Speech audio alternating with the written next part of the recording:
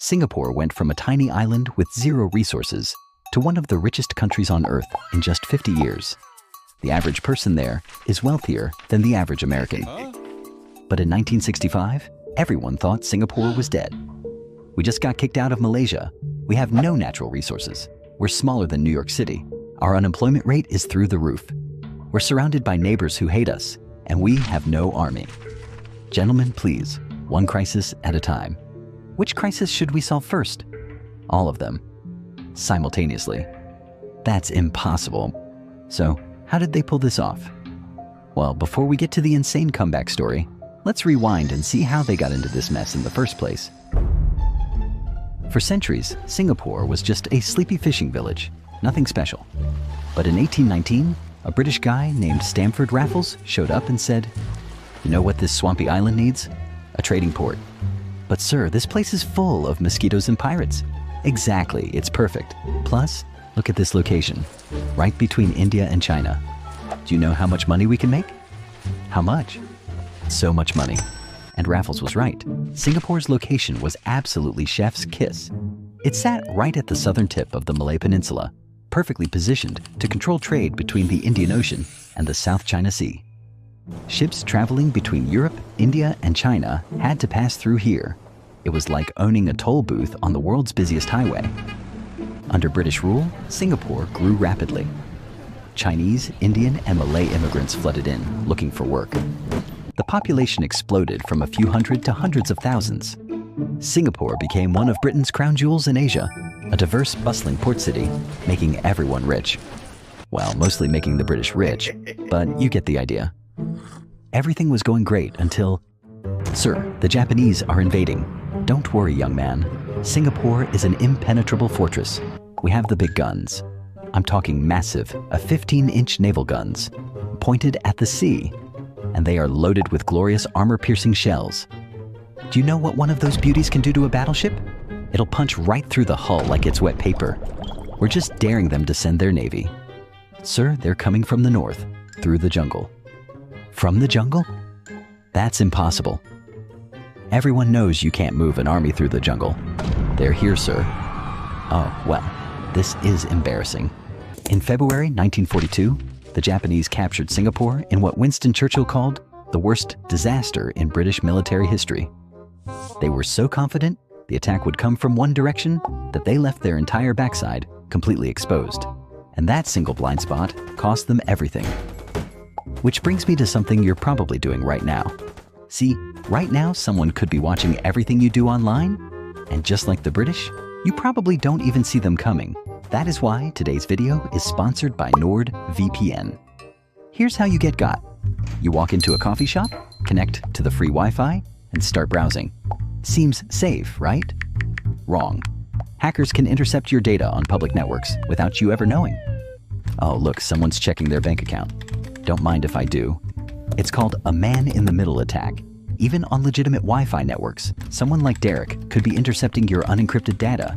And he's about to buy a Rolex with your credit card. That's why I use NordVPN every single time I go online. One click, and it creates an encrypted tunnel for all my data. Even if Derek intercepts it, all he sees is gibberish. Plus, this is my favorite part. I use it to virtually teleport myself to different countries. Want to watch something only available in the UK? Boom, I'm in London. Japan? Tokyo, here I come. Don't leave your digital backdoor wide open. Go to nordvpn.com/crayoncapital to get an exclusive discount on a 2-year plan plus 4 bonus months free. They've got a 30-day money-back guarantee, so it's completely risk-free. That's nordvpn.com/crayoncapital, or just click the link in the description. Now, where were we? During the Japanese occupation, life was brutal. Tens of thousands died. Food was scarce. The Japanese renamed Singapore to Shonantung, which means light of the south. Though most people would probably describe the occupation as the opposite of light. After 3.5 years of suffering, the war finally ended in 1945. The British came back, but something had changed. The locals had watched the mighty British Empire get absolutely demolished by the Japanese in less than a week. Suddenly, British rule didn't seem so invincible anymore. Hey, weren't you guys supposed to be protecting us? We're terribly sorry about that. Shall we just pretend it didn't happen? How about no? We want independence? Independence? But you can't run a country by yourselves. We literally just survived 3 years of occupation while you were gone. I think we'll manage. And so began Singapore's journey toward independence. But here's where things get complicated. Singapore was tiny, mostly Chinese, and surrounded by Malaya, which was mostly Malay. The British, looking to exit gracefully, thought, what if we just mash them together? Gentlemen, I have a brilliant idea. What if Singapore joined with Malaya to form Malaysia? I don't know. Will it work? Probably not. But let's try anyway. In 1963, Singapore merged with Malaya, Sabah, and Sarawak to form Malaysia. It seemed like a good idea at the time. Singapore would get access to a larger territory and natural resources. Malaysia would get Singapore's economic expertise.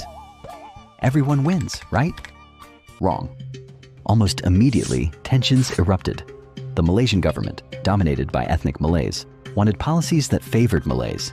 Lee Kuan Yew, Singapore's leader, wanted a Malaysian Malaysia, equality for all races. But the Malaysian Prime Minister was like, yeah, that's not going to work for us. But we had a deal. Deal's off? Also, we're imposing tariffs on Singapore. What? That's not fair. Life is not fair. Deal with it. Tensions escalated. Race riots broke out. People died. The situation became untenable. Finally, in 1965, the Malaysian parliament voted to expel Singapore from Malaysia. Singapore, you're out. You can't kick us out. We're part of Malaysia. Not anymore, you're not. Are you kidding me? We will die on our own. Good luck with that. On August 9th, 1965, Singapore became an independent nation. And Lee Kuan Yew, the man who had fought so hard to join Malaysia, went on television and cried actual tears. Lee wasn't crying because he was happy. He was crying because he thought Singapore was doomed. And honestly, he had good reasons to think that. Let's review Singapore's situation in 1965. No natural resources, no oil, no minerals, not even enough fresh water, no military to speak of, surrounded by larger neighbors who were, at best, suspicious. High unemployment, racial tensions, an economy dependent on British military bases that might leave at any moment. Singapore's chances of survival? Not great, folks. Not great at all. We're going to die. We're definitely going to die. We're not going to die. How can you be so sure? Because I refuse to let us die. Now shut up and listen to my plan. Lee Kuan Yew realized that Singapore had exactly one advantage: its location. Ships were still passing through. If Singapore could become the port, the trading hub, the financial center of Southeast Asia, maybe, just maybe, they could survive. But there were some problems to solve first. And by some problems, I mean basically everything was a problem. Problem number one, water. We need water. We can import it from Malaysia. And what happens if Malaysia gets angry and turns off the tap? We die of thirst? Exactly. So we need our own water. Build reservoirs everywhere. I want this entire island covered in water catchment areas. But sir, we barely have any land. Then use the roofs. Every building's roof is now a water collector. Also, start researching how to turn seawater into drinking water. That's impossible with current technology. Then develop the technology. Next problem, the economy. Singapore's main income came from British military bases, but the British were planning to leave. Singapore needed industries, factories, jobs. But here's the thing. In the 1960s, most developing countries were trying to be self-sufficient. They'd put up trade barriers, make their own products, and tell foreign companies to buzz off. Lee Kuan Yew looked at this strategy and said, "That's stupid." Sir, Singapore is tiny. We can't be self-sufficient. We don't have the resources. So we're going to do the exact opposite. We're going to become the most business-friendly place on Earth. How? Zero corruption, efficient government, low taxes, rule of law, and we're going to invite every foreign company to set up shop here. We'll be the bridge between East and West. But sir, said the other developing countries will think we're sellouts. Let them think what they want. In 20 years, we'll be rich and they'll still be poor. Now, next problem, housing. Most Singaporeans lived in slums, literal slums, overcrowded, unsanitary, fire-prone slums. Lee Kuan Yew visited them and said, This is unacceptable. Sir, we don't have money for public housing. Find the money. I want everyone in Singapore to have a decent home within a generation. That's impossible. Stop saying things are impossible. Everything's impossible until someone does it. And so the government launched the most ambitious public housing program in history. The Housing Development Board started building apartments at a breakneck pace. But here's the clever part. They didn't just give people homes. They made them affordable to buy. Singapore introduced the Central Provident Fund, basically forced savings. Every worker had to save part of their salary, and they could use those savings to buy their government-built apartment. This meant people owned their homes. They had a stake in the country. The government got money back to build more housing. Everyone had retirement savings. It was genius. By the 1980s, over 80% of Singaporeans lived in public housing that they owned. Try finding that anywhere else in the world. And one of the most important keys to Singapore's success? Education. If we have no natural resources, then our people are the resource. Everyone needs to be educated. Everyone. But sir, many Singaporeans are illiterate. Then teach them. Build schools. Lots of schools. And make English the language of instruction. But we have Chinese, Malays, Indians. They all speak different languages. Exactly. English will be neutral. Plus, it's the language of international business. Our kids will be fluent in English and their mother tongue. They'll be able to do business anywhere in the world. This was controversial. Some people thought Lee was erasing local culture, but Lee didn't care. He was playing the long game. Lastly, defense. Remember, Singapore had basically no military in 1965, and they were surrounded by larger neighbors, Malaysia to the north, Indonesia to the south. What if they decided to invade? We need an army, a real one. But sir, we're tiny. How can we defend ourselves? We make ourselves poisonous to swallow. Every male citizen serves in the military. Everyone learns to fight. If anyone attacks us, it'll cost them dearly. Singapore introduced mandatory military service. Every able-bodied male had to serve. Even today, Singaporean men serve 2 years in the military, and Lee wasn't kidding about making Singapore poisonous to swallow. The Singapore Armed Forces became one of the most advanced militaries in Southeast Asia, with modern weapons and training. But here's the thing about all these policies. They worked. Really, really worked. By the 1970s, foreign companies were flooding into Singapore. The port was expanding. New industries were sprouting. The economy was growing at double-digit rates. Singapore was becoming exactly what Lee had envisioned. The trading hub, the financial center, the place to do business in Asia. But Lee Kuan Yew's Singapore wasn't just about economics. It was about control. Lee believed in what he called Asian values: social harmony over individual freedom, order over chaos, the collective good over personal liberty.